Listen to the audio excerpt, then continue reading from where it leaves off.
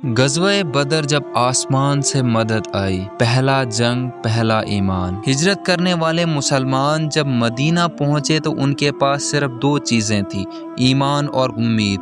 مکہ میں ان کے گھر جلا دیے گئے، مال لوٹ لیا گیا اور ان کے رشتے توڑ دیے گئے، لیکن وہ سب کچھ چھوڑ آئے صرف اللہ کے لیے۔ ان کا دل کہہ رہا تھا اگر دنیا چھوڑنی پڑے تو چھوڑ دیں گے پر دین نہیں۔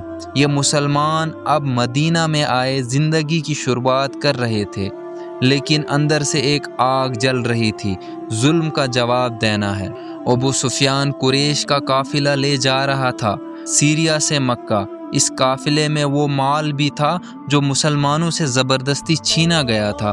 رسول اللہ صلی اللہ علیہ وسلم نے کچھ صحابہ کے ساتھ قافلہ روکنے کا ارادہ کیا۔ ان کا ارادہ جنگ نہیں تھا، صرف حق کا مال واپس لینا تھا، لیکن قریش کو تو جنگ کا بہانہ چاہیے تھا۔ مکہ میں جیسے ہی ابو سفیان کو پیغام آیا، ابو جہل نے کہا وہ سمجھتے ہیں کہ ہم کمزور ہیں، ہم انہیں بتائیں گے قریش کا دبدبہ کیا ہوتا ہے۔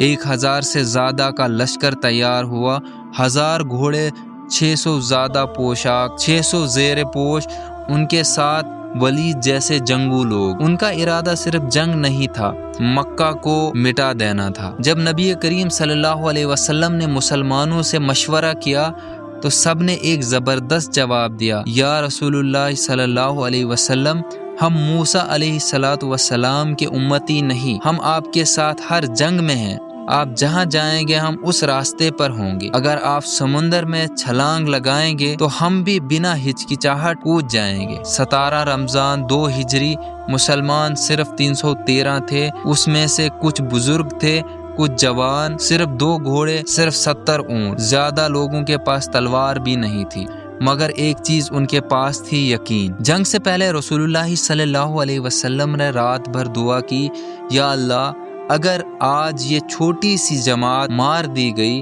تو پھر تیرا نام لینے والا کوئی نہیں بچے گا۔ ان کا دوپٹہ کندھوں سے گر گیا۔ حضرت ابوبکر رضی اللہ تعالی عنہ آئے اور رو کر کہا، یا رسول اللہ صلی اللہ علیہ وسلم، آپ کی دعا کو قبول کرے گا میرا رب۔ اللہ نے ارشاد فرمایا، میں تمہاری مدد فرشتوں کے ذریعے کروں گا۔ 1000 فرشتے سفید گھوڑوں پر سوار تلوار کے ساتھ آسمان سے اترے۔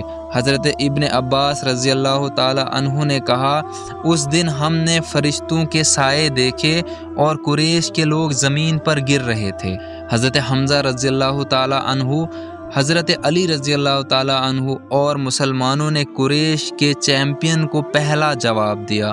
ابو جہل ایک ایک کر کے دھول میں مل گئے۔ کچھ قریش کے لوگ چیخ رہے تھے، ہمارا مقابلہ انسانوں سے نہیں کچھ اور ہے۔ ابو جہل، جسے قریش کا فرعون کہتے تھے، جب زخمی گرا تو حضرت ابن مسعود رضی اللہ تعالی عنہ کے پاس آیا اور کہا، میں کون ہوں مجھے مارنے والے؟